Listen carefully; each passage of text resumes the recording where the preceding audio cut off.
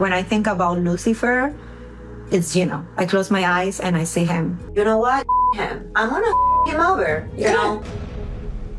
Jasmine walks into court believing she is about to force Gino to answer the biggest financial demand of their relationship. But before the hearing is even over, two police officers enter the courtroom, walk directly toward Gino, and suddenly, the entire $500,000 battle becomes something much darker. Jasmine freezes as the officers begin speaking to him. Gino immediately demands to know what is happening, and within minutes, the man who arrived prepared to fight a divorce settlement is being escorted away while everyone inside that courtroom tries to understand how an ugly marriage dispute reached this point. But what makes this moment even more explosive is that Gino's arrest does not automatically hand Jasmine the victory she expected, because the evidence that brought them into court may soon create serious questions for both sides. The tension had already been building long before the police appeared, because Jasmine was not asking Gino for a small settlement or even a clean financial separation. She was demanding $500,000, and she believed she had reasons strong enough to justify every dollar. In Jasmine's mind, this was not simply about dividing money after a failed marriage. She saw the amount as compensation for the years she believed she had invested, the stability she said she had given up, the opportunities she believed she had lost, and the emotional cost of building a life that eventually collapsed around her. Gino saw that argument very differently. To him, $500,000 did not look like compensation. It looked like punishment. That difference immediately turned the courtroom into another version of the fights that had defined their relationship. Except now there was a judge between them, attorneys speaking instead of shouting, and financial records replacing the emotional accusations they had thrown at each other for years. Jasmine wanted the court to look at the full emotional story behind the marriage, while Gino wanted everything reduced to numbers, receipts, dates, and proof. And that was exactly where Jasmine's biggest problem began. Her attorney described a relationship where Jasmine believed she had sacrificed far more than Gino ever understood. Jasmine sat listening with a tense expression, occasionally shaking her head when Gino's side challenged those claims, because every question seemed to her like another attempt to minimize what she believed she had experienced. The more Gino's attorney focused on money, the more emotional Jasmine became, and that emotional reaction only made the atmosphere inside the courtroom heavier. Then Gino's side asked the question everyone watching would have wanted answered. Why exactly $500,000? Not $100,000, not $200,000, not some amount tied directly to a house, an account, or one clear financial loss. Why $500,000? Jasmine's side argued that the amount represented a combination of financial sacrifice, lost opportunities, relocation costs, emotional damage, and expenses connected to the relationship. But Gino's attorney immediately attacked that calculation, arguing that emotional disappointment could not simply be converted into whatever dollar amount Jasmine wanted. That argument hit Jasmine hard. She leaned toward her attorney, visibly frustrated,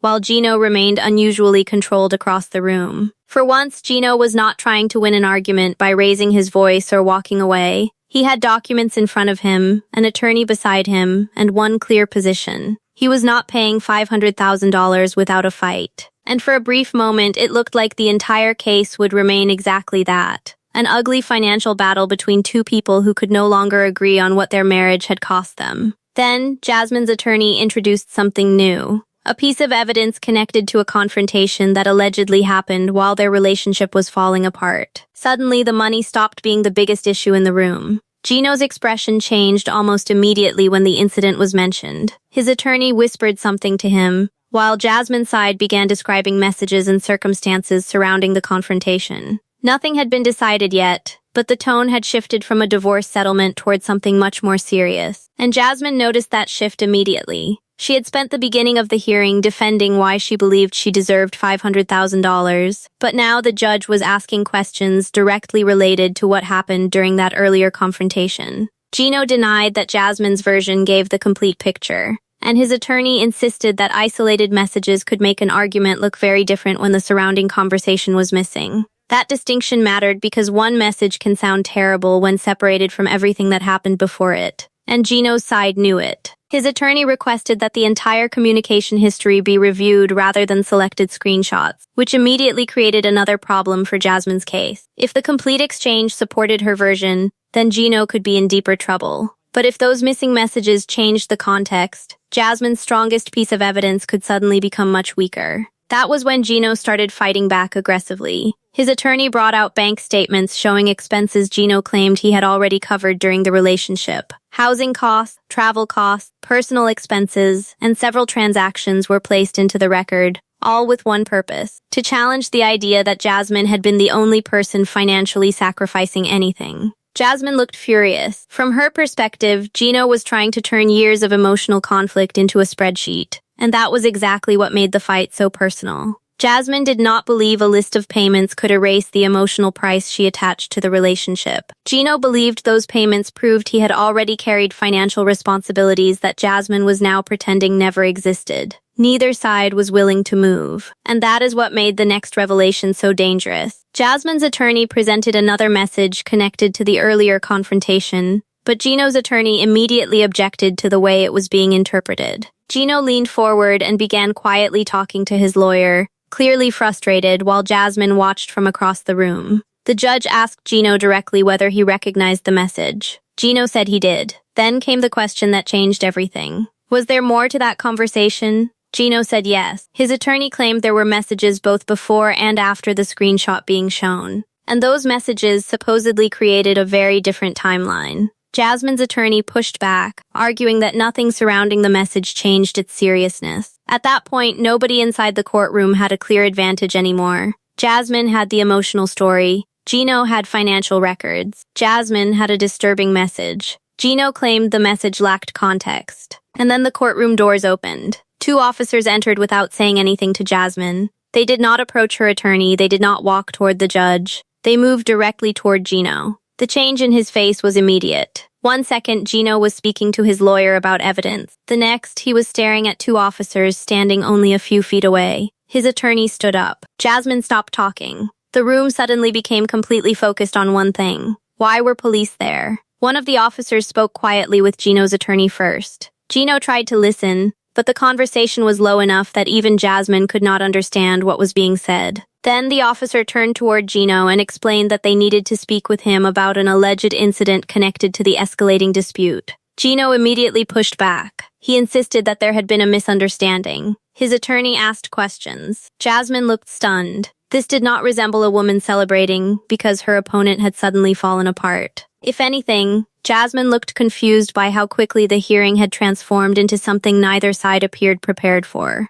Then Gino was escorted from the courtroom. And that image instantly changed the entire story. A man who arrived expecting to defend himself against a $500,000 demand was now leaving with police while Jasmine remained inside with her attorney. It looked devastating for Gino, but appearances were about to become very misleading. An arrest does not automatically establish guilt, and Gino's attorney immediately made that point when the hearing resumed. Whatever allegation had brought officers into the courtroom would have to be handled through its own legal process. And the fact that police had taken Gino away did not automatically prove Jasmine's financial claims. That distinction frustrated Jasmine. Emotionally, everything happening seemed connected. The failed marriage, the confrontation, the messages, the money, the police. To Jasmine, each part was another piece of the same broken relationship. But legally, Gino's attorney wanted those pieces separated as much as possible. And while Gino was being questioned elsewhere, his legal team began examining Jasmine's evidence even more closely.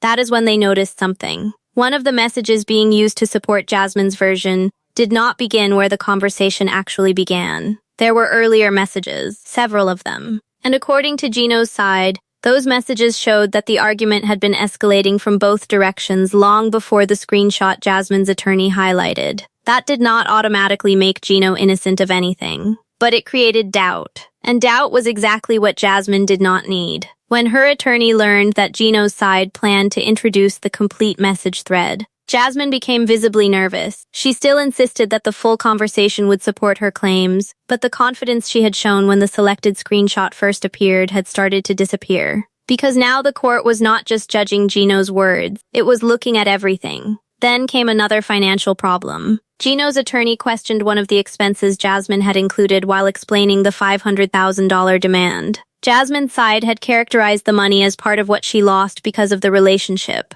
but Gino's bank records suggested he had directly paid a portion of those same costs. That contradiction might sound small compared with an arrest, but inside a financial dispute, it mattered enormously. If one part of Jasmine's $500,000 calculation could be challenged, then every other part could be challenged too. Gino's attorney began doing exactly that. One expense at a time, one transaction at a time, one claim at a time. And suddenly Jasmine's $500,000 number looked much harder to defend than it had when she first entered the courtroom. Meanwhile, Gino's situation outside court was still unresolved. His attorney refused to speculate about what police might eventually decide, but privately the strategy was obvious. They wanted Gino back in court as quickly as possible, because every hour he remained absent allowed one image to dominate the story: Gino being taken away. That image made him look defeated before anyone had actually decided anything. Jasmine's side knew it too. Her attorney continued pushing the argument that the broader circumstances of the relationship mattered when evaluating Jasmine's financial request, but the judge kept returning to one central issue: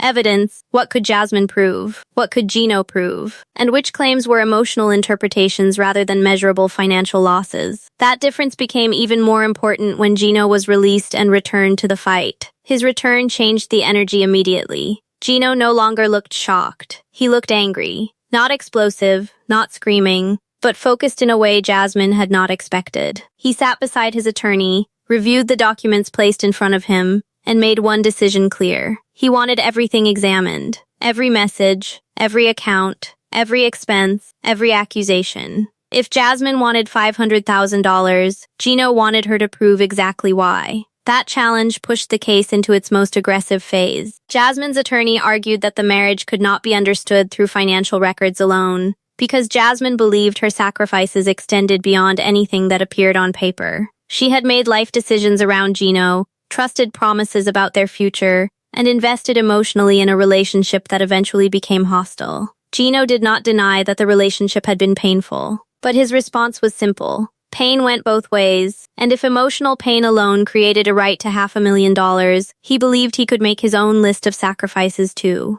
That argument infuriated Jasmine. She turned toward him with the same expression viewers would recognize from their most explosive conflict, except this time there was no couch to storm away from, and no bedroom door to slam. There was a judge. There were attorneys, and every emotional reaction now had consequences. Jasmine's attorney then made one final push using the earlier confrontation, arguing that the incident showed the environment Jasmine said she had been living under during the breakdown of the marriage. Gino's attorney immediately responded with the full message chain, and this was the moment the case finally became unpredictable. The complete messages did not erase everything Jasmine had presented, but they made the argument messier. Instead of one clearly one-sided exchange, the conversation showed escalating anger, accusations, and emotional reactions from both directions. Gino still had uncomfortable questions to answer, but Jasmine's side could no longer present the screenshot as though nothing had happened around it. The simple version of the story was disappearing, and that was bad news for Jasmine's demand. Because her strongest strategy depended on creating a clear narrative. She sacrificed. Gino caused damage. She deserved compensation. But Gino's evidence was turning that clean narrative into a complicated relationship, where both sides had made mistakes, both sides had spent money, both sides had made accusations, and neither person could easily claim to be the only one who suffered. Then the judge returned to the number, $500,000. Jasmine's attorney defended it again, but this time the questions were sharper. Which portion represented documented financial losses? Which portion represented expenses Gino had already paid? Which portion depended on future opportunities Jasmine believed she had lost? And which portion was based mainly on emotional suffering connected to the marriage? Every answer created another question. Gino sat quietly while his attorney continued challenging the calculation. Jasmine became increasingly frustrated. She had entered the courtroom expecting Gino to explain why he should not pay.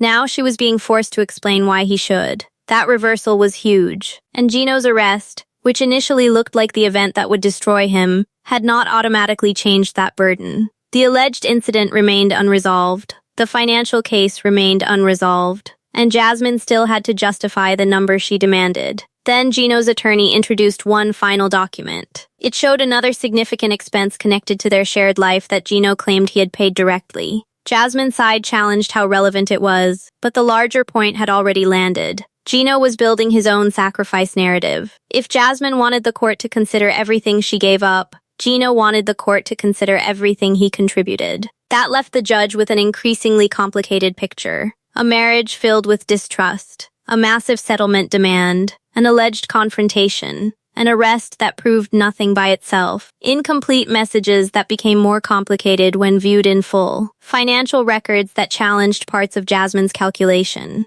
and two people who were still fighting to control the meaning of the same relationship. By the end of the hearing, Jasmine did not receive the victory she had expected. The court did not immediately award her $500,000. Instead, more financial evidence would need to be reviewed before any final decision could be made. Gino's separate legal situation also remained unresolved, meaning his release did not erase the questions surrounding the confrontation. But his arrest did not prove Jasmine's version either. That result left both sides furious. Jasmine walked out believing Gino was using documents and technical arguments to avoid responsibility for everything she felt she had sacrificed. Gino walked out believing Jasmine had tried to turn emotional conflict into a $500,000 payday, while presenting only the evidence that made him look worse. Neither one backed down. And that may have been the most dangerous outcome possible. Because now, this was not just a divorce dispute where two people wanted to escape each other. It had become a battle over reputation, money, evidence, and who would control the final story of their marriage. Jasmine still wanted her $500,000. Gino still refused to pay it. Jasmine believed the confrontation strengthened everything she had been saying. Gino believed the complete evidence would eventually destroy that argument. And both sides now knew the next hearing could be more important than the first. Because when they return, Jasmine will have to prove exactly how she arrived at $500,000, while Gino will have to explain every piece of evidence connected to the incident that brought police into that courtroom. The arrest looked like the moment Jasmine finally gained control. Instead, it may have opened a legal war where nobody controls what happens next. And if Jasmine cannot prove the full $500,000 demand while Gino successfully challenges the evidence surrounding him, the person who appeared to be losing everything when police escorted him away could return to court with a much stronger position than anyone expected. This story is fictional for entertainment.